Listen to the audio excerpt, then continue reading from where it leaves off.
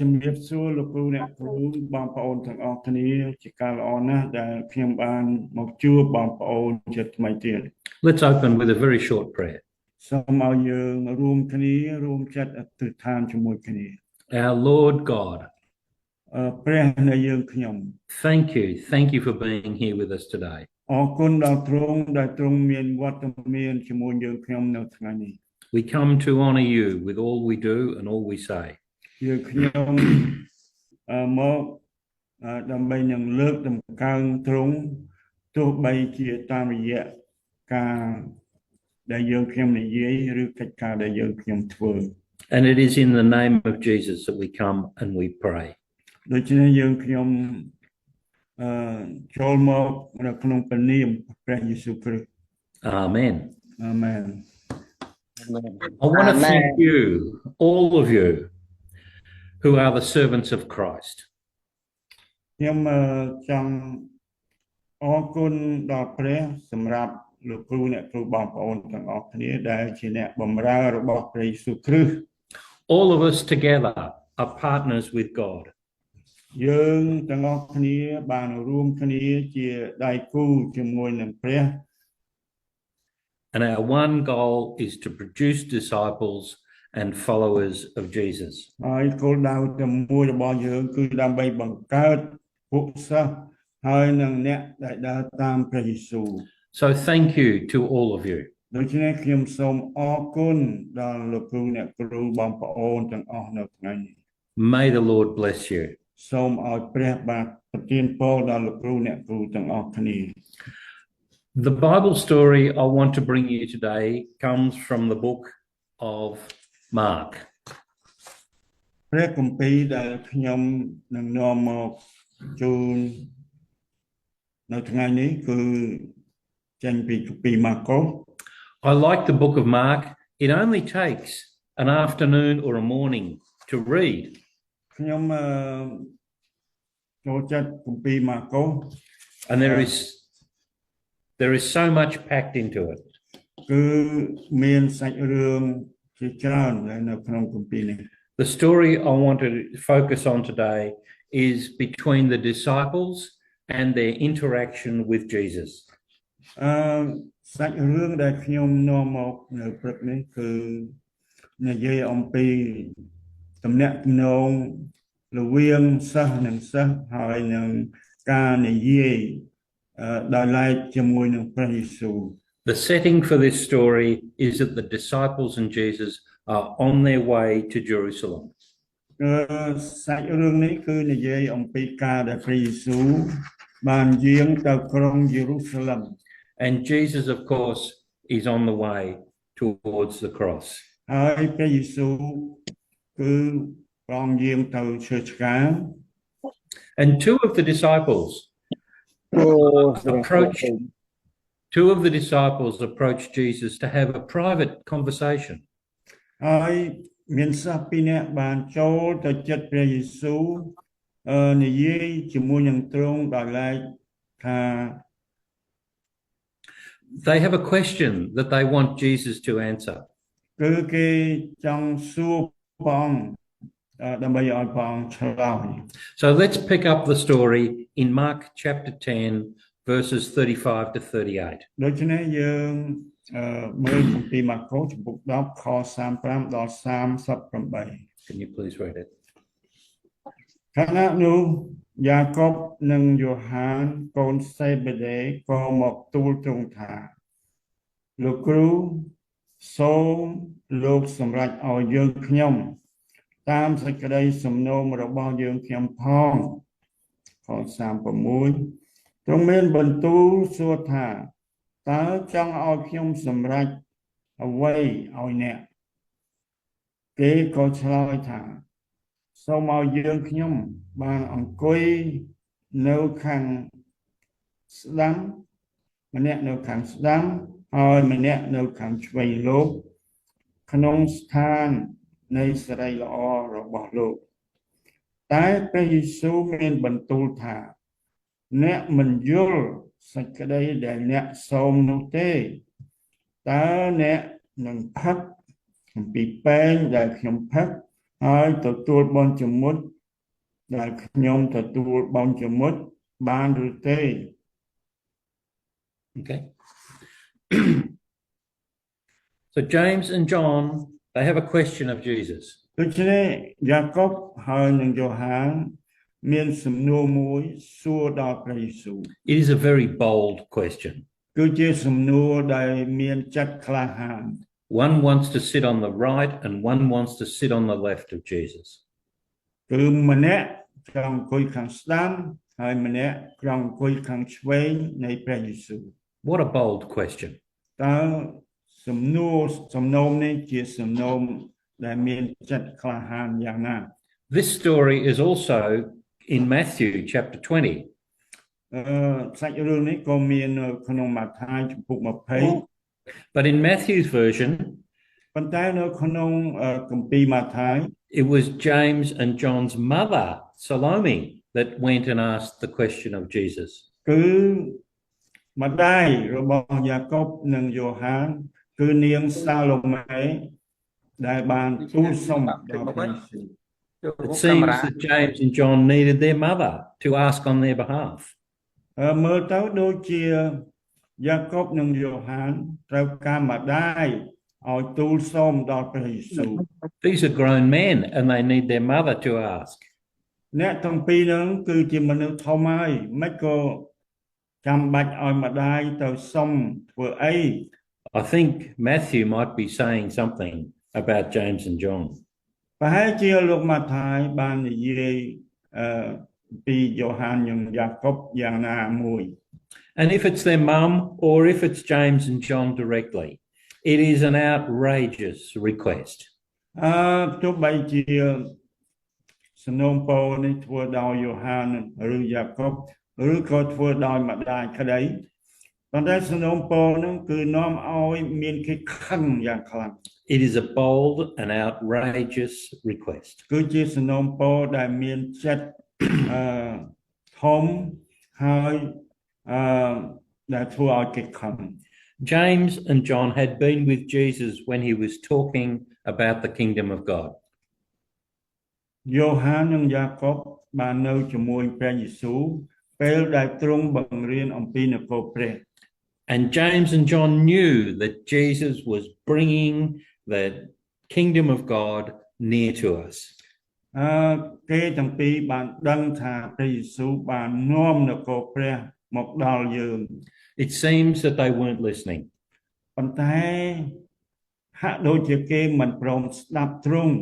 Jesus was teaching about his suffering and his death. ព្រះយេស៊ូវទ្រង់បានបង្រៀនអំពីការដែលព្រះអង្គត្រូវរងទុក្ខហើយនឹងការសគត់របស់ទ្រង់ They ought to have had this picture in the mind about Jesus. គេគួរតែមានរូបភាពនេះនៅក្នុងគំនិតរបស់គេ To James and John, Jesus was a leader who might overthrow the Roman Empire. ចំពោះយ៉ូហាននិងយ៉ាកុបគេហាក់ដូចជាយល់ថាព្រះយេស៊ូវនឹងគឺជាអ្នកដឹកនាំដែលនឹងរំលំរបបចក្រភពរ៉ូម And they wanted to be close to the throne. ហើយចំពោះគេវិញគេចង់នៅជិតបល្ល័ង្ករបស់ព្រះយេស៊ូវ Perhaps they wanted to share in the spoils or the rewards of being close to Jesus. ប្រហែលគេចង់រួមចំណែកក្នុងការដូចថាទទួលបានអំណាចជាមួយនឹងព្រះយេស៊ូវ They had their eyes on the benefits. They had their eyes on the benefit. They were looking for the benefit. នឹងគេភ្នែកគេសម្លឹងទៅលើផលប្រយោជន៍របស់គេ They were looking for the privilege and the honor. គេសម្លឹងទៅរកឯកសិទ្ធិនិងកិត្តិយស The benefits, the privilege, the honor of being close to Jesus. ឯកសិទ្ធិនិងកិត្តិយសហ្នឹងគឺត្រូវតែនៅជិតនឹងព្រះយេស៊ូវ They wanted these things and they wanted to be in the best position. គេចង់បានកិត្តិយសនិងឯកសិទ្ធិ គឺធ្វើម៉េចដើម្បីឲ្យគេបានទទួល one on the left, one on the right, the best seats. គឺមួយម្នាក់នៅខាងស្ដាំហើយម្នាក់នៅខាងឆ្វេងរបស់ព្រះយេស៊ូវ Jesus was talking about the cross, ព្រះយេស៊ូវទ្រង់មានបន្ទូលអំពីឈើឆ្កាង and James and John were thinking about the crown. ហើយយ៉ូហាននិងយ៉ាកុបបាននិយាយអំពីបល្ល័ង្ករាជទៅវិញ They wanted special seats next to the throne. គេចង់បានកន្លែងពិសេសនៅជិតបល្ល័ង្ក It seems that the request from James and John is motivated by pride. យើងមើលទៅគឺហាក់ដូចជាការដែលយ៉ូហានយ៉ាកុបបានស្នើសុំនេះគឺមានឫសគល់ពីគំនិតចង់មានមោទនភាព It's interesting that Jesus didn't criticize them. ជាការ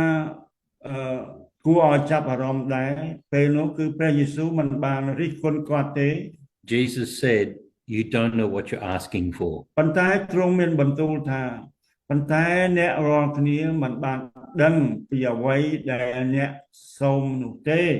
So let's pick up the reading again from Mark chapter 10, but this time verses 38 to 40. ដូច្នេះឥឡូវនេះយើងអានគម្ពីរម៉ាកុសម្ដងទៀតប៉ុន្តែពីខ30 38 Yeah, 38 to 40. ពីខ Sorry. James, Jesus said. That's right. Jesus said. The reading. Jesus said. ពីខ38ដល់40តែព្រះយេស៊ូវមានបន្ទូលថាអ្នកមិនយល់សេចក្តីដែលអ្នកសូមនោះទេតើអ្នកអាចនឹងផឹកអំពីពែងដែលខ្ញុំផឹកហើយទទួលបុណ្យជាមុជដែលខ្ញុំទទួលបានឬទេគេទូលឆ្លើយថាទទួលបាននោះព្រះយេស៊ូវមានបន្ទូលតបថាអ្នករាល់គ្នានឹងផឹកអំពីពែងខ្ញុំហើយទទួលបុណ្យជាមុជដែលខ្ញុំទទួលមែនតែដែលអង្គុយខាងស្ដាំឬអង្គុយខាងឆ្វេងខ្ញុំនោះមិនសម្រេចនឹងខ្ញុំទេគឺសម្រាប់តែអ្នកណាដែលទីនោះបានរៀបចំទុកឲ្យប៉ុណ្ណោះ This was a private conversation between Jesus, James, and John. នេះគឺជាការសន្ទនាដោយឡែករវាងព្រះយេស៊ូវនិងយ៉ាកុបនិងយ៉ូហាន And if we read Matthew's version, their mother was included. Their mother. From Matthew, we read that their mother was included. So private conversation, Jesus, James, John, and mum. ដូច្នេះបើនៅក្នុងកាពីម៉ាថាយគឺនិយាយថាម្ដាយបានទូលសុំព្រះយេស៊ូវ But it didn't stay a private conversation. ប៉ុន្តែការនេះមិនបាននៅលាក់លៀមតទៅទៀតបានទេ The other disciples found out about it. គឺសិស្សឯទៀតគេបានដឹង And their response is what you might expect. ហើយការឆ្លើយតបរបស់សិស្សឯទៀតគឺប្រហែលជាបងប្អូនដឹងហើយ They were outraged. គឺគេមានការខឹងសម្បារយ៉ាងខ្លាំង They were indignant. គេមានចិត្តតូចចិត្តយ៉ាងខ្លាំង And they were very displeased. ហើយគេមិនសប្បាយចិត្តតតែសោះ If we read chapter 10, verse 41. បើសិនជាយើងអានខចំពុក10ខ41តើ10នាក់ទៀតបានឮសេចក្តីនោះគេក៏នឹកតូចចិត្តនឹងយ៉ាកុបហើយនឹងយ៉ូហាន The other disciples were outraged. សិស្សឯទៀតមានការខឹងសម្បារយ៉ាងខ្លាំង James and John, how could you ask such a question? យ៉ាកបនិងយ៉ូហានតើហេតុដូចម្ដេចបានជាអ្នកហ៊ានសួរ How could ព្រះ you យេ ask, ស៊ូវយ៉ាងដូចនេះ how could you ask Jesus that? តើហេតុដូចម្ដេចបានជាអ្នកហ៊ានសួរទ្រង់យ៉ាងដូចនេះ But maybe they weren't so outraged. ប្រហែលគេមិនខឹងក៏មិនដឹង Maybe they were jealous that James and John had made their request and they hadn't. ប្រហែលជាគេមានចិត្តចំណែននឹងយ៉ូហាននិងយ៉ាកបគេដឹង Maybe they also wanted the benefits and the honor that they thought Jesus might give to them as well. ខ្សែទៀតក៏គេចង់បានអ្វីដែលពួកយ៉ូហាននិងយ៉ាកបសុំដល់ព្រះយេស៊ូវដែរ Maybe they wanted exactly the same things. ប្រហែលជាគេចង់បានដូចគ្នា But before we judge them, ប៉ុន្តែមុននឹងយើងដាក់ទោសគេ I wonder how much or how common this might be in the church today. ខ្ញុំចង់ដឹងថាតើសាច់រឿងនេះកើតមាននៅក្នុងក្រុមជំនុំសពថ្ងៃឬទេ Maybe we're a bit like that. ប្រហែលជាយើងមានលក្ខណៈដូចជាពួកសិស្សរបស់ព្រះយេស៊ូវចំណុចនោះដែរ Maybe we want the honor and the glory ប្រហែលជាយើងចង់បានកិត្តិយសនិងសេរីល្អ and the benefits of being close to Jesus. ហើយនឹងផលប្រយោជន៍អំពីការនៅជិតព្រះយេស៊ូវ This story is a bit like holding a mirror up for us to look in it. សាច់រឿងនេះហាក់ដូចជាយើងលើកកញ្ចក់មកឆ្លុះមើលខ្លួនយើង Maybe we can see ourselves in the mirror. ប្រហែលជាយើងអាចនឹងឃើញខ្លួនយើងដូចជាឃើញនៅក្នុងកញ្ចក់ This story shows how someone can come close to Jesus. សាច់រឿងនេះគឺមានអ្នកណាម្នាក់ដែលទៅជាតិគៀកនឹងព្រះយេស៊ូវ Even a follower of Jesus or maybe a disciple. ដូចជាអ្នកដើរតាមព្រះយេស៊ូវឬក៏សិស្សព្រះយេស៊ូវជាដើម They can have mixed motivations. គេអាចមានការជំរុញចិត្តមកសំណុំអញ្ចឹង What can we get out of being Christians? តើយើងអាចទទួលបានផលប្រយោជន៍អ្វីពីការដែលយើងធ្វើជាអ្នកគ្រីស្ទាន Maybe we're focusing on ourselves rather than focusing on Jesus. ប្រហែលជាយើងគិតពីផលប្រយោជន៍ខ្លួនយើងជាជាងគិតផលប្រយោជន៍របស់ព្រះយេស៊ូវ The disciples, they were motivated. They were devoted to Jesus. ពួកសិស្សព្រះយេស៊ូវគឺគេស្មោះត្រង់នឹងព្រះអង្គ They had given up everything to follow Jesus. គេបានលះបង់អ្វីៗទាំងអស់ដើម្បីដើរតាមព្រះយេស៊ូវ But maybe there were mixed motives in the background. ប៉ុន្តែប្រហែលជាមានជំរុញចិត្តចម្រុះគ្នានៅពីខាងក្រោយ Maybe they were focused on themselves rather than on Jesus. ប្រហែលជាគេក្នុងគំនិតរបស់គេគឺប្រហែលជាគេគិតផលប្រយោជន៍របស់គេជាងផលប្រយោជន៍របស់ព្រះយេស៊ូវ It's a little bit like saying to Jesus, គឺដូចជានិយាយទៅនឹងព្រះយេស៊ូវថា I will follow you, ទូលបង្គំនឹងដើរតាមទ្រង់ but I want you in return to give me the benefits, the glory, and the honor. ប៉ុន្តែទូលបង្គំចង់បានឲ្យទ្រង់ផ្ដល់ឲ្យទូលបង្គំនៅកិត្តិយសនិងសេរីល្អមកវិញ Are we a little bit like the disciples? តើយើងមានលក្ខណៈដូចជាពួកសិស្សរបស់ព្រះយេស៊ូវដែរឬទេ Do we follow Jesus' agenda or do we follow our own agenda? តើយើងបម្រើផែនការរបស់ព្រះយេស៊ូវឬក៏ផែនការរបស់យើង Do we want control? តើយើងចង់គ្រប់គ្រង Do we want power? តើយើងចង់បានអំណាច Do we want a sense of personal ambition? តើយើងចង់បានការមានចិត្តលោភលន់ Do we want recognition? តើយើងចង់បាន គេទទួលស្គាល់ Do we want comfort or money or personal wealth? ដែលយើងចង់បានសេចក្តីកំសាន្តចិត្តប្រកាស has our focus shifted? តើការដែលខ្ចង់ចិត្តរបស់យើងវាបដូរទីកន្លែងឬយ៉ាងណា Have we shifted from what Jesus wants us to do តើយើងបានបដូរការខ្ចង់ចិត្តរបស់យើងពីកន្លែងដែលព្រះយេស៊ូវចង់ឲ្យយើងធ្វើ the other way to what Jesus can do for us?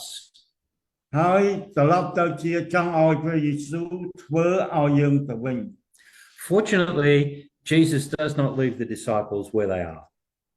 ព្រះយេស៊ូវមិនបានទុកឲ្យគេនៅកន្លែងដែលគេចង់នោះទេ And he also does not leave us if we find ourselves with similar motives. I'm a little bit confused. Okay. Jesus does not leave the disciples with this tension between Jesus and ourselves. គឺព្រះយេស៊ូវមិនបានទុកឲ្យយើងមានទំនាក់ទំនងតាំងតែងរវាងយើងហើយនឹងទ្រង់ទេ Jesus gives them a different perspective. គឺព្រះអង្គបានបង្ហាញគេនៅគំនិតថ្មី Jesus does this by describing a really powerful posture and practice. ព្រះអង្គបានពិពណ៌នាអំពីជំហរដែលយើងហើយនឹងការអនុវត្តមួយដែលថ្មី And this new practice Jesus gives us is in great contrast to the world around us. ហើយគំនិតដែលព្រះយេស៊ូវទូលមានដល់ពួកសិស្សនោះគឺខុសពីលោកីដែលកំពុងតែដឹកនាំមនុស្ស So let's keep reading from verse 42. ដូច្នេះសូមឲ្យយើងបានអាននៅខ42 Where are we? Room 42 will be in red. Jesus called them. តែព្រះយេស៊ូវទ្រង់ហៅអ្នកទាំងនោះមកមានព្រះបន្ទូលថាអ្នករាល់គ្នាដឹងថាពួកអ្នកដែលបានរាប់ជាចង្វាយលើសាសដតីគេគ្រប់គ្រងលើសាសរបស់ខ្លួនហើយពួកអ្នកធំក៏មានអំណាចលើគេដែរ 42 48. Okay. Right through to 45 yeah, through there. Sorry. ប៉ុន្តែមិនត្រូវឲ្យមានដូច្នេះក្នុងពួកអ្នករាល់គ្នាឡើយអ្នកណាក្នុងពួកអ្នករាល់គ្នាដែលចង់ធ្វើជាធំនោះនឹងត្រូវធ្វើជាអ្នកបម្រើដល់អ្នករាល់គ្នាវិញខ44ឯអ្នកណាក្នុងពួកអ្នករាល់គ្នាដែលចង់បានជាលេខ1អ្នកនោះត្រូវធ្វើជាបាវបម្រើដល់អ្នកទាំងអស់វិញត្បិតកូនមនុស្សក៏បានមកមិនមែនឲ្យគេបម្រើដែរគឺដើម្បីនឹងបម្រើគេវិញហើយនឹងឲ្យជីវិតខ្លួនទុកជាថ្លៃលួសមនុស្សជាច្រើន Jesus recognizes the human condition. ព្រះយេស៊ូវទ្រង់បានជ្រាបអំពីភាពរបស់មនុស្ស He understands greed and wealth and power and all the things that the Roman Empire represents. ទ្រង់បានជ្រាបទ្រង់បានស្គាល់អំពីការលោភលន់អំពីទ្រព្យសម្បត្តិអំពីអំណាចនិងអ្វីៗទាំងអស់ដែលចក្រភពរ៉ូមធ្វើជាតំណាង Do you notice how they lead? តើលោកអ្នកសម្គាល់របៀបដែលគេប្រព្រឹត្តដែរឬទេ Yeah, they lord it over us. គឺគេធ្វើជាម្ចាស់លើយើង They use their authority. គេប្រើអំណាចលើយើង But then Jesus says what is required to be a true follower of Jesus. ហើយតែព្រះយេស៊ូវមានបន្ទូលថាអ្នកដែលដើរតាមទ្រង់ពិត In verse 43 he says not so with you. រួចទ្រង់មានបន្ទូលប្រាប់ពួកគេអំពីអ្នកដើរតាមទ្រង់ពិត You ទ្រង់ must មាន you must be a servant. អ្នកត្រូវតែធ្វើជាអ្នកបម្រើ You must be like a slave. អ្នកត្រូវតែធ្វើដូចជាអ្នកខ្ញុំគេ A true follower of Jesus serves others. សិស្សរបស់ទ្រង់ពិតគឺត្រូវតែបម្រើអ្នកដទៃ Not served by others.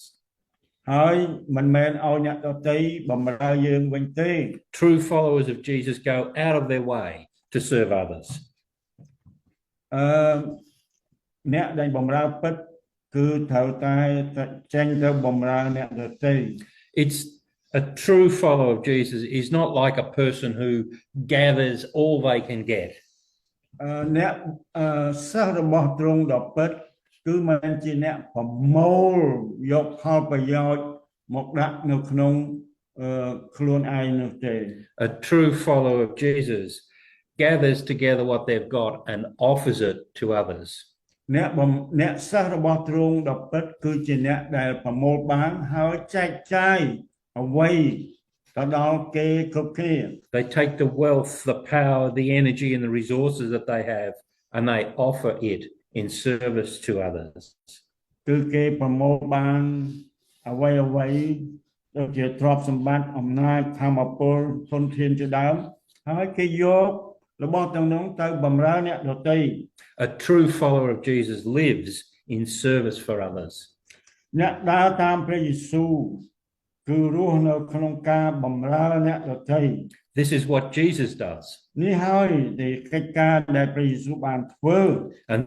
this is what true followers of Jesus are required to do. នេះហើយគឺដែលសិស្សរបស់ព្រះយេស៊ូវដ៏ពិតត្រូវតែធ្វើយ៉ាងដូចនេះ Look at verse 45. ឥឡូវសូមមើលខ45 The Son of Man did not come to be served. កូនក្បត់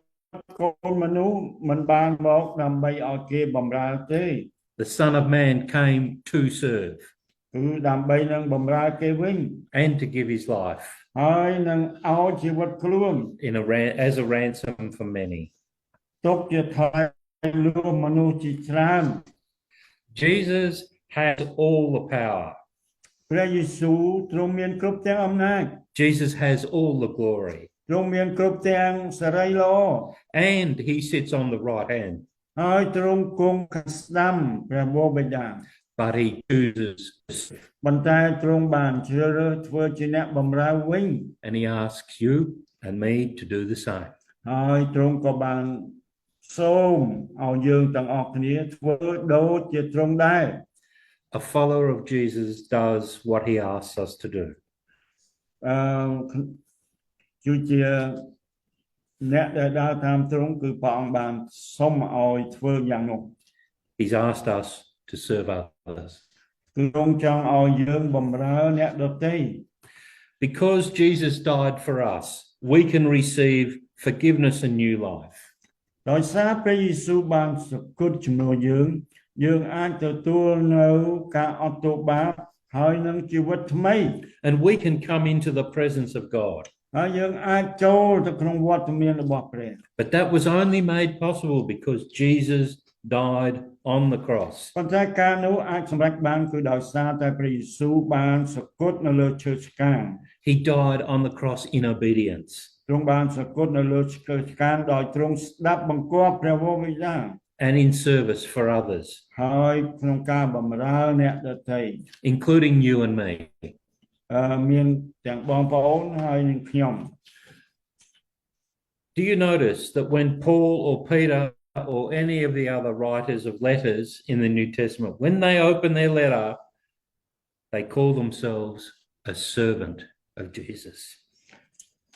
សូមកត់ចំណាំថាលោកប៉ូលឬលោកពេត្រុសក្តីនិងអ្នកសរសេរផ្សេងទៀតបានណែនាំខ្លួនឲ្យគេស្គាល់ពួកលោកថាលោកជាអ្នកបម្រើនៅក្នុងសញ្ញាថ្មី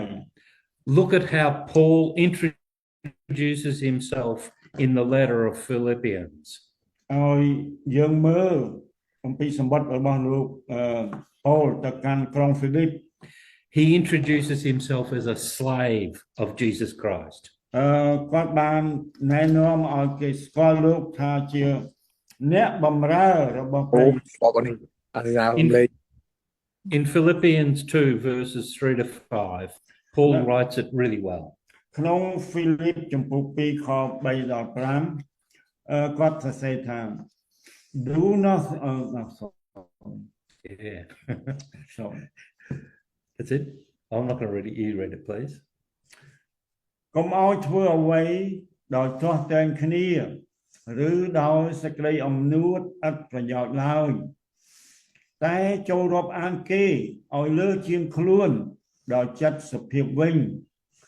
កុំឲ្យគ្រប់គ្នាស្វែងរកតែប្រយោជន៍ផ្ទាល់ខ្លួនឡើយគឺត្រូវស្វែងរកប្រយោជន៍ចំពោះអ្នកដទៃផងត្រូវតែមានគំនិតដូចជាព្រះគ្រីស្ទយេស៊ូវវិញ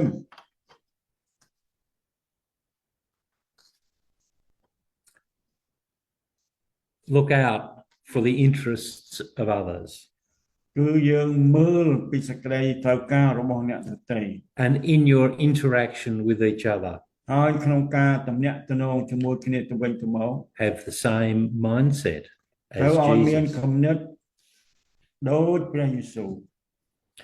I love the word pastor. ខ្ញុំចូលចិត្តមុខតំណែងជាគ្រូគង្វាល People call me a pastor, មានគេហៅខ្ញុំជាគ្រូគង្វាល and people call many of you a pastor. ហើយមានគេហៅលោកគ្រូអ្នកគ្រូជាគ្រូគង្វាល To be a pastor, you firstly have to love Jesus. ដើម្បីឲ្យខ្លាចជាអ្នកគង្វាលអ្នកត្រូវតែស្រឡាញ់ព្រះយេស៊ូវ And you have to have a deep desire to love him more. ហើយអ្នកក៏ត្រូវមានចំណង់ចំណូលចិត្តស្រឡាញ់ព្រះយេស៊ូវកាន់តែខ្លាំងឡើងថែមទៀត You need to have a desire to be a church leader. អ្នកត្រូវតែមានការប៉ងប្រាថ្នាចង់ខ្លាយទៅជាអ្នកដឹកនាំក្រុមជំនុំ You need to be able to teach and preach and baptize. ត្រូវតែមានចំណង់ចំណូលចិត្តចង់បង្រៀនការអធិប្បាយ But you និង need ធ្វើបន់ជាមួយទឹក But you need to be a humble servant. ប៉ុន្តែលោកគ្រូអ្នកគ្រូត្រូវតែធ្វើជាអ្នកបម្រើដែលទាប Ladies and men, ស្ត្រីនិងបុរស girls and boys, ក្មេងស្រីនិងក្មេងប្រុស leading the church in the name of Jesus. សូមនាំមុខក្រុមជំនុំនៅក្នុងព្រះនាមព្រះយេស៊ូវ You do not need to have a high degree from a recognized Bible college. លោកអ្នកមិនចាំបាច់មានសញ្ញាបត្រចេញពីមហាវិទ្យាល័យព្រះគម្ពីរទេ You need to love Jesus. គឺលោកអ្នកត្រូវតែស្រឡាញ់ព្រះយេស៊ូវ Ordinary people who love Jesus and love Father God. មនុស្សធម្មតាដែលស្រឡាញ់ព្រះយេស៊ូវហើយស្រឡាញ់ព្រះ Ordinary people doing extraordinary things with the help of the Holy Spirit. មនុស្សសាមញ្ញធម្មតាធ្វើអ្វីដែលមិនធម្មតាដែលមានជំនួយពីព្រះវិញ្ញាណ Ordinary people doing extraordinary things with the help of Jesus. គឺមនុស្សសាមញ្ញធម្មតាដែលមិនធម្មតាដោយមានជំនួយអំពីព្រះវិញ្ញាណ Ordinary people serving Jesus and serving others. មនុស្សធម្មតាបម្រើព្រះយេស៊ូវនិងបម្រើអ្នកដទៃ That's who I want to be. នេះហើយដែលខ្ញុំមានចិត្តប្រាថ្នាចង់បាន And I'm sure that's how you want to be. ហើយលោកគ្រូអ្នកគ្រូបងប្អូនទាំងអស់ក៏ចង់ធ្វើដូចនេះដែរ People that gather the resources they have and offer them to others. អ្នកដែលប្រមូលបាននៅធនធានផ្សេងៗហើយយកទៅបម្រើអ្នកដទៃ Not people seeking to grab greed and power. គឺអ្នកដែលដើរតាមព្រះយេស៊ូវគឺមិនមែនជាអ្នកដែលមានចិត្តលោភលន់ហើយប្រមូលអ្វីមកអោបទុកសម្រាប់ខ្លួនឯងនោះទេ People who serve Jesus with humility. គឺគេនឹងបម្រើព្រះដោយបន្ទាបខ្លួន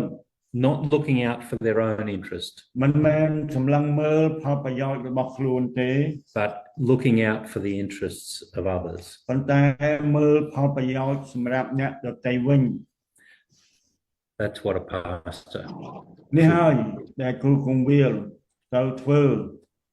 And you are all pastors of the church. ហើយលោកគ្រូអ្នកគ្រូជាគ្រូគង្វាលនៃក្រុមជំនុំ Whether you have the title or whether you're just a follower of Jesus. ទោះបីជាលោកគ្រូគ្រាន់តែមានមុខនេតិឬក៏មានការងារត្រូវធ្វើ Our job is to help others find Jesus. គឺយើងត្រូវតែកិច្ចការរបស់យើងគឺយើងត្រូវតែបម្រើអ្នកដទៃ Our job is to serve others while they're finding Jesus. គឺយើងត្រូវតែបម្រើអ្នកដទៃដើម្បីឲ្យគេបានស្គាល់ព្រះយេស៊ូវ Amen. អាមែន Let us pray. សូមឲ្យយើងបានសង្រួមចិត្តអធិដ្ឋាន Our Lord Jesus, ព្រះម្ចាស់យេស៊ូវអើយ please send your Holy Spirit into our lives. សូមព្រះអង្គចាក់ព្រះវិញ្ញាណមកព្រះអង្គមកលើជីវិតយើងខ្ញុំ Give us passion for the lost and the needy. សូមឲ្យយើងខ្ញុំមានចិត្តស្រឡាញ់ដល់មនុស្សដែល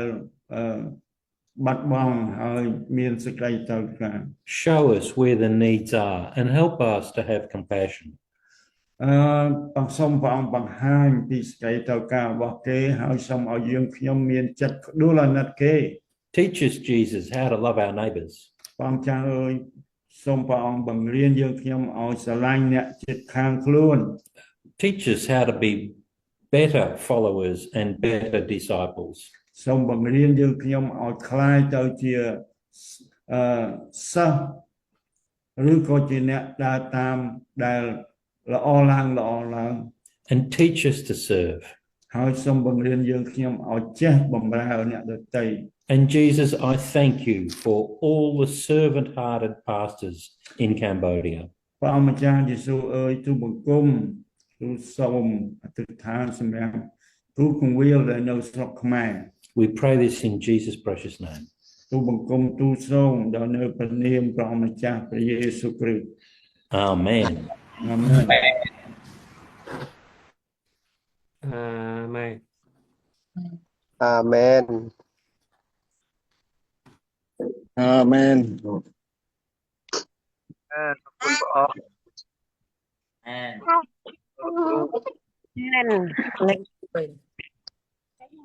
Amen. អរគុណព្រះអង្គហើយលឺ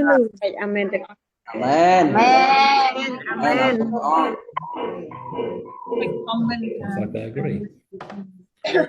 បងប្អូនមានការយល់ស្របនឹងព្រះបន្ទូលនេះ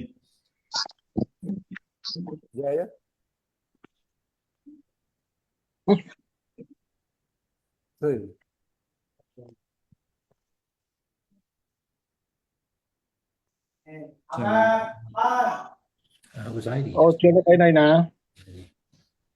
80 before Yeah, just a minute ago. I wrote it down.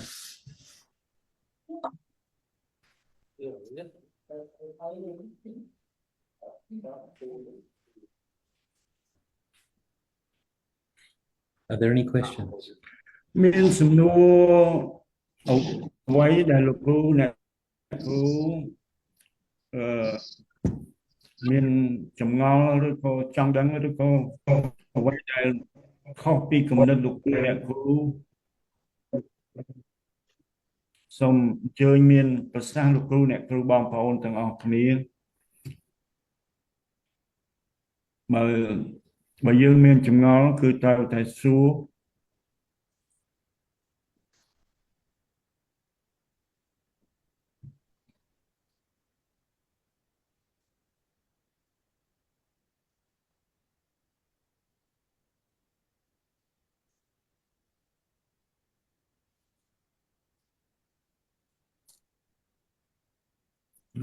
Okay. That's okay. តែជាលោកគ្រូយល់ស្របហើយអត់មានអីសួរទេមកក៏មិនដឹង À, tụi côខ្ញុំយល់ស្របហើយលោកគ្រូ Amen. បាទខ្ញុំក៏យល់ស្របដែរលោកគ្រូហើយព្រះបន្ទូលព្រះអង្គល្អលោកគ្រូសម្រាប់ព្រឹកនេះគូល្អលោកគ្រូមេរៀន a good teaching solid teaching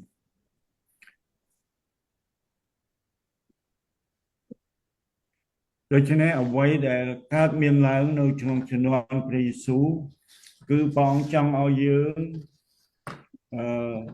ដែលរស់នៅក្នុងជំនាន់នេះដូចជាជំនាន់ពីមុនដែរពីព្រោះព្រះអង្គមិនចេះប្រែប្រួល អាមែន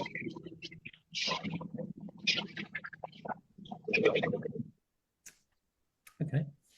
ហ្នឹងហើយសូមអរគុណចំពោះបងប្អូនលោកគ្រូអ្នកគ្រូទាំងអស់គ្នាដែលបានយកចិត្តទុកដាក់ទៀងស្ដាប់ព្រះបន្ទូលហើយបានយល់ច្បាស់ដូច្នេះសូមឲ្យព្រះពរនៃព្រះយេស៊ូវគ្រីស្ទបានចាក់មកលើជីវិតគ្រួលោកអ្នកបងប្អូនហើយលោកគ្រូអ្នកគ្រូទាំងអស់រៀងខ្លួនដែលពេញសុខផ្នែកយើងទាំងមូលអាមែន Amen. អាមែន Amen. Amen. Okay. We'll leave you to it. Yeah. You have a great day. Hallelujah អាមែន អាមែន Hallelujah 1 2 3 Amen. ទៅដៃគ្នា ដូច្នេះលោករ៉ូប៊ីលោកគ្រូរ៉ូប៊ីគាត់សូមជម្រាបលាទៅវិញ I'll look forward to seeing you next time. ហើយសង្ឃឹមថានឹងជួបលោកគ្រូអ្នកគ្រូនៅពេលខែក្រោយ Have a great day. សូមឲ្យមាន